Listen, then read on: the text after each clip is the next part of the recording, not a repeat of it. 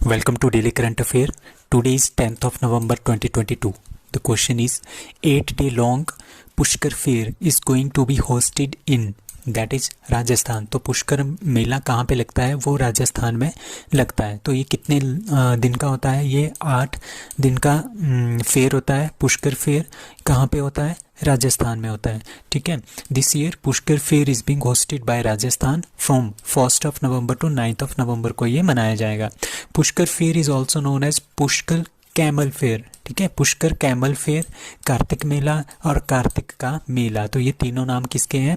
Pushkar fair के. इसमें क्या होता है? इसमें बहुत सारे लाइफ स्टॉक्स आते हैं. लाइफ स्टॉक मतलब कि कैटल्स आती हैं, कैमल्स आते हैं, हॉर्सेस आते हैं, घोड़े आते हैं, गाय आते हैं, बैल आते हैं, कैमल्स भी आते हैं इसमें.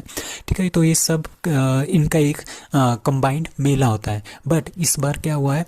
इस बार आपको पता है लंपी डिजीज़ आई है, तो कैटल इसमें इंट्रोड्यूस नहीं की गई है. ठीक है. तो ये काफ़ी इंपॉर्टेंट है कि कौन सी चीज़ इसमें इम्प्लीमेंट नहीं की गई है. That is kettles. कैटल्स को इससे दूर रखा गया है. क्यों रखा गया है? लंपी स्किन डिजीज़ की वजह से.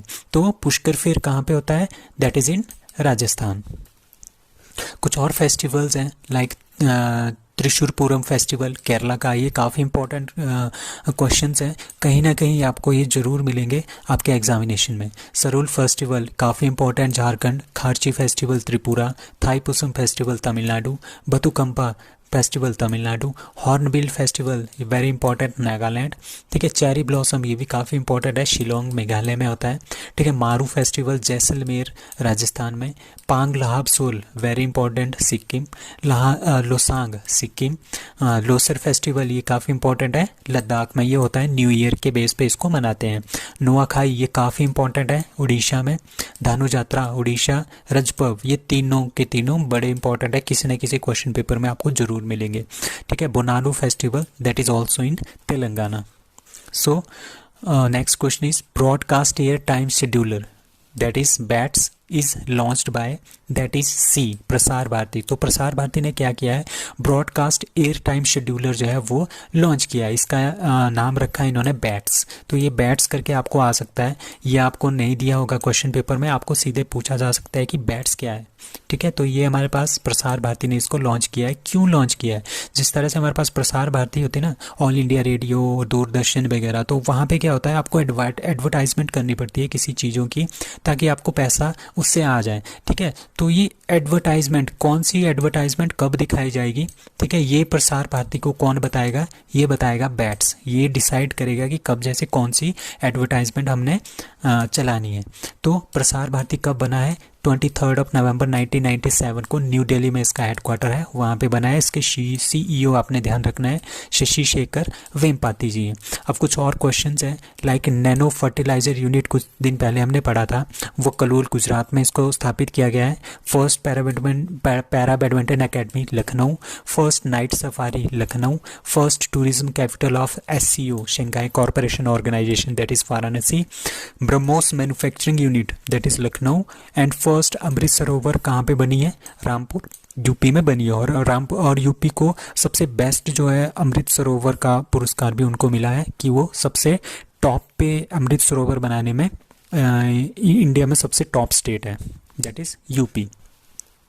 So DRDO has launched a state-of-art testing and evaluation facility for sonar system named that is SPACE. ठीक है. स्पेस नाम की इन्होंने क्या बनाया है?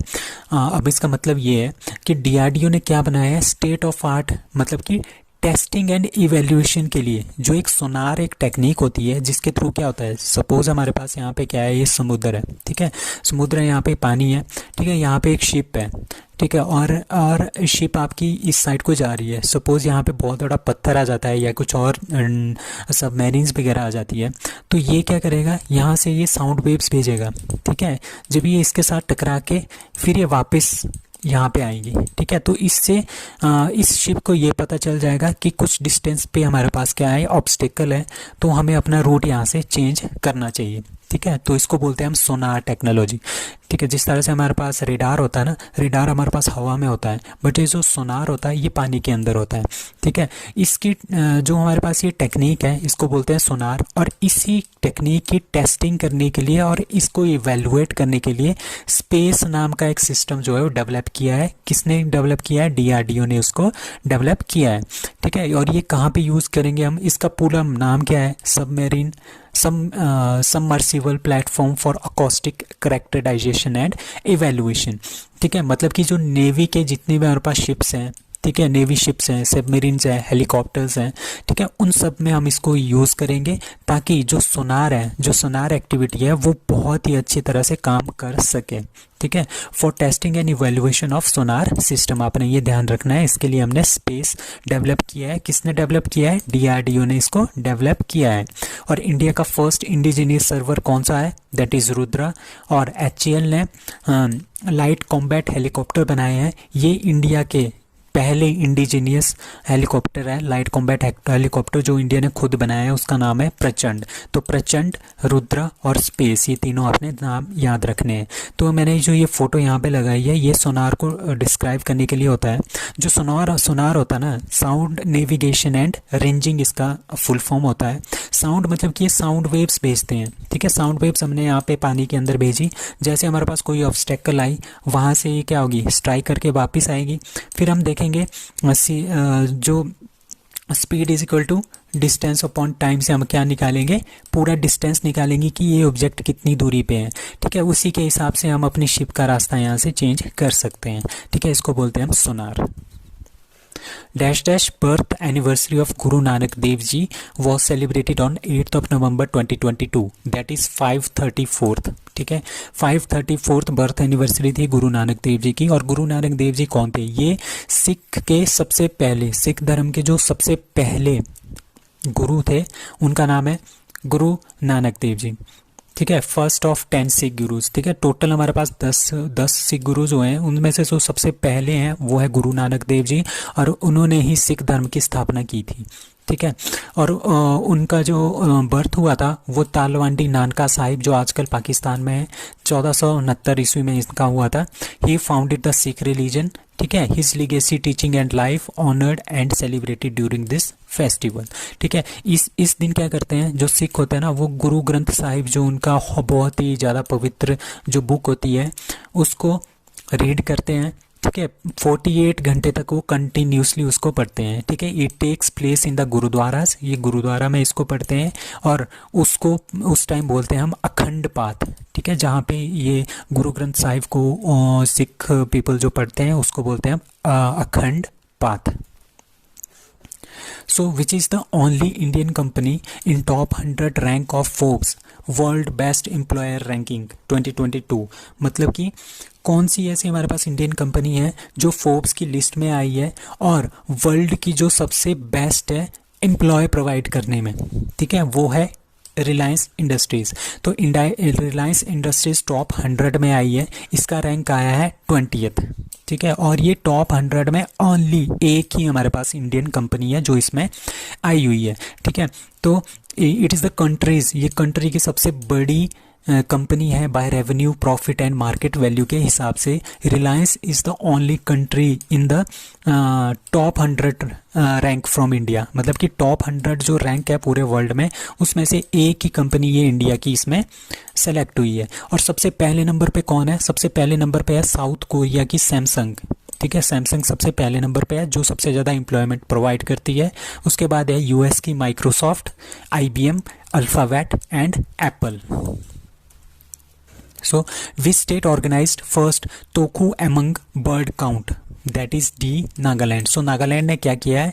पहली बार टोकू एमंग बर्ड काउंट जो वो सेलिब्रेट किया है। इसका मतलब क्या है? जो बर्ड्स हैं उनकी काउंटिंग होगी, उनके संरक्षण के लिए, उनको कंजर्व करने के लिए, ताकि उनकी संख्या कम ना हो। हमारे इन्वायरमेंट के लिए भी अच्छा है, हमारे नेचर के लिए भी अच्छा है। तो कंजर्वेशन ऑफ बर्ड्स के लिए जो है ये जो फेस्टिवल है ये ऑर्गेनाइज किया है टोकू एमंग बर्ड काउंट कहाँ पे हो रहा है, नागालैंड में हो रहा है 4 से लेके 7 नवंबर तक। ठीक है, it is a great opportunity to the kids, मतलब कि बच्चों को इसमें क्या सीख मिलेगी कि हमने बर्ड को बचाना है और नेचर को भी बचाना है। ठीक है, तो टोकू इवेंट जो होता है हमारे पास, ये लोथा नागाज जो है वो इसको मनाते हैं। जो टोकू एमंग होता है ये एक तरह का फेस्टिवल होता है, जिस तरह से हम थैंक्स गिविंग करते हैं, दूसरे पीपल की थैंक्स गिविंग करते हैं। ठीक है, शेयर करते हैं, हम कोई भी चीज़ होगी हम उसको शेयर करते हैं, रिकॉन्सिलेशन करते हैं। तो इस तरह से ये एक फेस्टिवल होता है। उसी के साथ उन्होंने इसको बर्ड के साथ भी इसको इस बार जोड़ दिया, पहली बार इसको बर्ड के साथ जोड़ दिया है, ताकि हम क्या करें, बर्ड्स को भी कंजर्व करें, नेचर को भी कंजर्व कर सकें। The most beautiful aspect of this festival is to forgive the past, मतलब कि जो पास्ट में हमारे पास जो भी हुआ है, ठीक है, उन सब को ये भूल जाते हैं। ठीक है, उसको मतलब कि फॉरगिव कर देते हैं, और हम न्यू रिलेशनशिप, ठीक है, उन जो पर्सन है, इन्वायरमेंट है, उसके साथ एक न्यू रिलेशनशिप स्थापित करने के लिए, न्यू बॉन्ड स्थापित करने के लिए ये फेस्टिवल जो है ये मनाया जाता है। तो टोकू एमंग बर्ड काउंट जो है पहली बार मनाया जा रहा है। कहाँ पे मनाया जा रहा है, नागालैंड में मनाया जा रहा है। So winning the inner battle authored by that is C Shane Watson. तो शेन वॉटसन हमारे पास ऑस्ट्रेलियन क्रिकेटर है, उन्होंने एक बुक लिखी है, इसका नाम है विनिंग द इनर बैटल। ठीक है, विनिंग द इनर बैटल, इसका नाम है Shane Watson, winning the inner battle, bringing the best version of you to cricket. तो हमने क्रिकेट के बारे में काफ़ी क्वेश्चंस कर लिए हैं, तो मैं कुछ और क्वेश्चंस यहाँ पे लाया हूँ। लाइक दादा साहेब फाल्के अवार्ड 1989 में लता मंगेशकर को मिला था, क्योंकि लता मंगेशकर की इस साल डेथ हुई है, तो ये काफ़ी इंपॉर्टेंट क्वेश्चन है। दादा साहेब फाल्के अवार्ड 2018 में अमिताभ बच्चन को मिला है, 2019 में रजनीकांत को, और 2020 में किसको मिला है, आशा पारे को। आपने ये चारों याद रखने हैं, ये काफ़ी इंपॉर्टेंट क्वेश्चन है।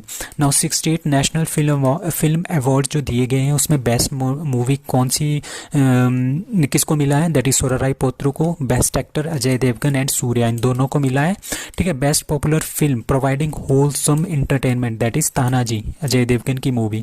Best actress that is Aparna Balamurali for Soorarai Pottru. ये काफ़ी इंपॉर्टेंट क्वेश्चन हैं, इस बार बहुत सारे एग्जामिनेशन में ये सारे क्वेश्चन में से कुछ ना कुछ पूछे गए हैं। So Mathura Vrindavan to become a carbon neutral tourist destination by that is 2041। तो 2041 तक जो मथुरा वृंदावन है, यूपी का एरिया, उसको हमने कार्बन न्यूट्रल बनाना है। ठीक है, कार्बन न्यूट्रल मतलब कि वहाँ पे कोई पोल्यूशन नहीं होगा, वहाँ पे भी कोई कार्बन नहीं होगा।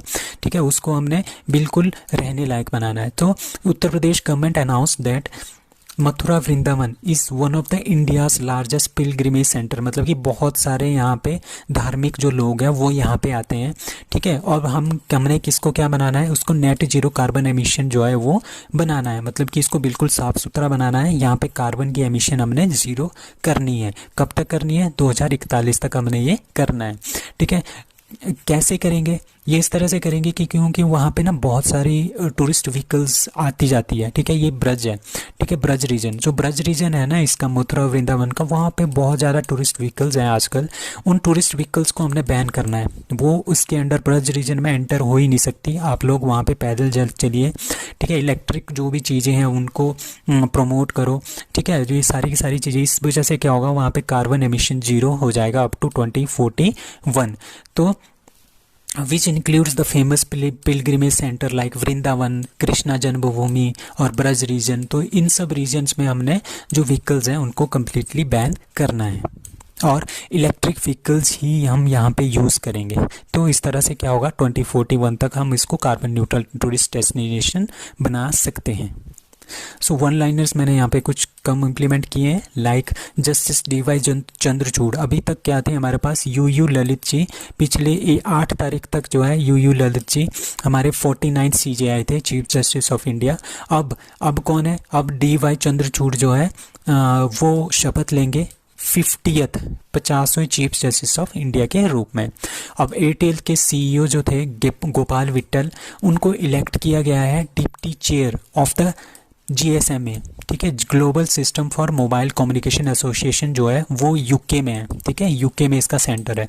तो यहाँ पे इसको डिप्टी चेयरमैन जो है अपॉइंट किया गया है global system for mobile communication. जिस तरह से हमारे पास मोबाइल कम्युनिकेशन हो रहा है उसका जो ग्लोबली सिस्टम है वो कौन कंट्रोल करता है, वो जीएसएमए कंट्रोल करता है। तो उसका जो डिप्टी चेयरमैन है वो किसको बनाया है, गोपाल विट्टल को, ठीक है, वो एयरटेल के सीईओ भी हैं। अब ईटानगर में कुछ दिन पहले हमने पढ़ा था होलोंगी ग्रीनफील्ड एयरपोर्ट है, उसका नाम अब चेंज कर दिया गया है दोनी पोलो एयरपोर्ट। ईटानगर कहाँ पे है, दैट इज अरुणाचल प्रदेश, ठीक है। अब ADB Asian Development Bank provides 40 million loan किसको, टू ग्रीन सेल एक्सप्रेस, किसके लिए, to produce the electric buses को बनाने के लिए $40 मिलियन का लोन दिया गया है बाय एशियन डेवलपमेंट बैंक। अब वीपी जो धनखड़ है, he is our vice president of India to lead India in Asian India की कमरेटिव जो समिट हो रही है, कहाँ पे हो रही है, कंबोडिया में। वहाँ पे इंडिया को कौन रिप्रेजेंट कर रहा है, वीपी जगदीप धनखड़ जी कर रहे हैं, he is the vice president of India. So that's all for today, thank you.